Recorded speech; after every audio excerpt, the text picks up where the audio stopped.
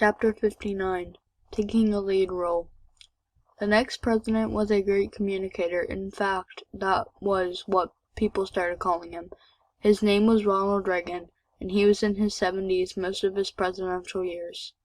Although he was old enough to be a grandfather, very few people thought of Ronald Reagan as an old man. He was boyish, easygoing, likable, and friendly. He had a great sense of humor, and he knew how to use television as no president had before him. After the turmoil of the 60s and 70s and the unsettled presidencies of Ford and Carter, many Americans thought Ronald Reagan just right for the times. He called himself Mr. Normal, and he didn't seem to take himself too seriously.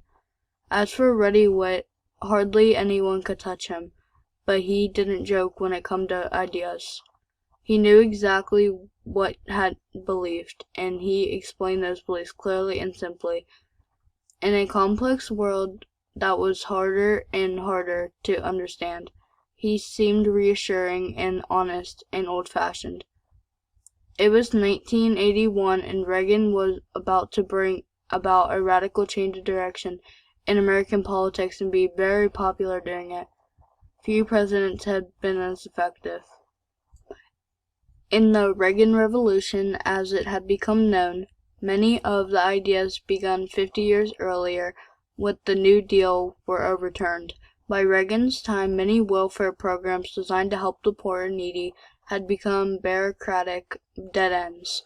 Reagan opposed the anti-poverty programs of the New Deal and the Great Society, which he had referred to as the welfare state. He rejected the liberal philosophy that government should take an active role to solve public problems. Instead, he firmly held to the conservative belief that unrestricted capitalism can lead to opportunity and prosperity that helps everyone. Ronald Reagan's conservative heroes was Calvin Coolidge. Coolidge's economic policy had been called trickle-down economics by its critics. It was based on the idea that economic freedom helps create wealth that then trickles down to all levels of society. Reagan's economics had a similar goal. It was called supply-side economics. Reagan had anti-tax, anti-union, and fiercely anti-communist. He wanted to reduce the size of the government. He wanted to cut spending on welfare programs, eliminate most government regulations on business, take the national government out of the field of education, and balance the budget. He also wanted to build up the armed forces and increase military spendings. How did things turn out? By the end of the 80s, the United States was the world's greatest superpower and very wealthy, but many inner-school schools, bridges, roads, and buildings were falling apart. Much of our population was poorly educated, and access to good health care was not equal to that in many developed nations. Balancing the budget was one of his key goals. A balanced budget means that your annual spending equals your annual revenues. Taxes provide revenues for the government. If you spend more than you earn, you have a deficit. If you spend less, you have a surplus.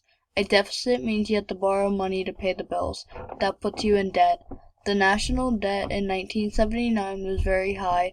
Reagan believed that if his administration cut taxes and public welfare programs and eliminated as much government regulation of business as possible, it would stimulate the economy and tax revenues would increase. He thought that would pay for the huge increase in military spending that he believed necessary. Congress enacted the largest single tax cut in our history. Programs directed at the poor and the middle class were reduced. At the same time, Congress embarked on a $1.6 trillion military expansion. What happened to the national debt? It went from $383 billion in 1980 to $2.3 trillion in 1988. Reagan's deficits total more than the deficits of all the presidents before him combined. That wasn't his intention. Government is not the solution to our problem, Reagan said. Government is the problem. Many agreed. Too often, Americans dealing with the government faced a frustrating, often arrogant, unresponsive bureaucracy. Bureaucracies in big business, big schools, and big government seemed to define the 20th century. What could be done about it? Was there a creative answer? How do you conduct public businesses wisely without oppressive regulation? The Republican administration decided to cut back the watchdog agencies that oversee businesses. It weakened already weak union power where it turned public lands and agencies over to private interests. It lifted restrictions on TV and the public airways. The intent was to actively encourage private interests.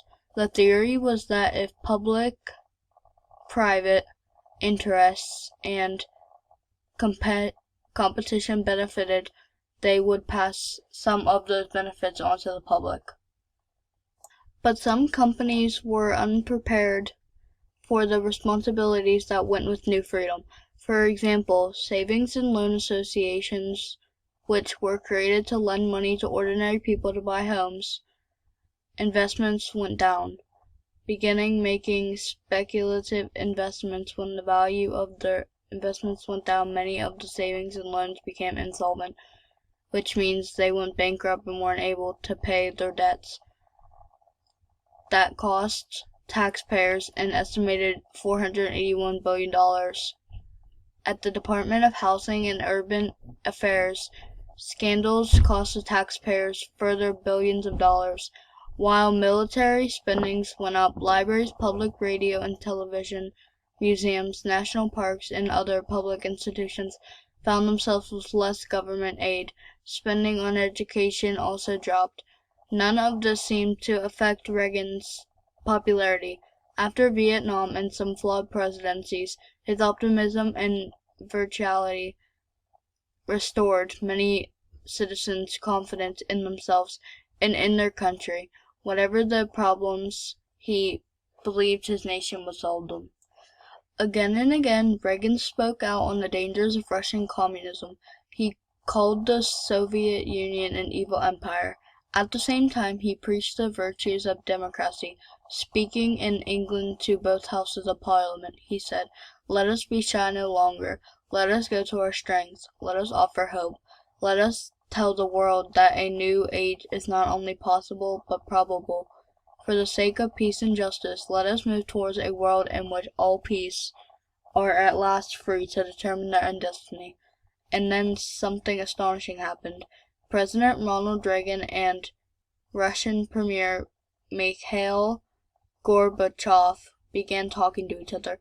They met at Geneva, Switzerland in 1985, and in Reykjavik, Iceland in 1986. Their talks led to historic arms control agreements.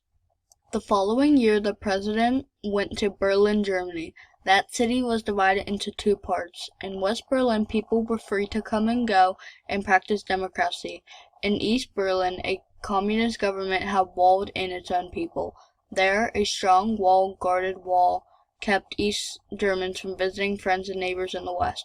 The German wall in Berlin was a bald example of communist repression. It imprisoned a whole people. President Ronald Reagan stood before the wall and said, "Mr. Gorbachev, tear down this wall."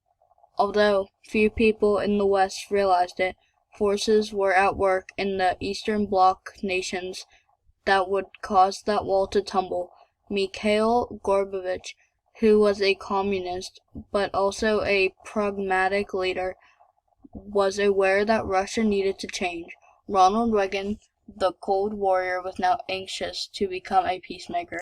In 1988, Reagan went to Moscow, this time as a friend of the Russian premier. A beaming Gorbachev took his guest around Red Square, pointing out his sights. Smiles and handshakes replaced the Cold War chill. These two leaders surprised everyone when they realized they had a chance to change history. They could end the insane arms race that had been so costly for both nations, and it had affected the whole world. They found ways to do it, and as you'll soon see, history's direction did change. World War II was the last war declared by Congress. What about the Korean War, the Vietnam War, the war in Grenada, and still to come, the Persian Gulf War and the war in Afghanistan? They were all begun by presidents who claimed special powers, but was the intent of the framers of the Constitution. The words of the Constitution were clear. Article 1, Section 8 says that Congress shall have the power to declare war. In 1983, President Reagan ordered 2,000 Marines into Lebanon to help restore order that the war-ravaged country, but Muslim leaders made it clear they didn't want U.S. help.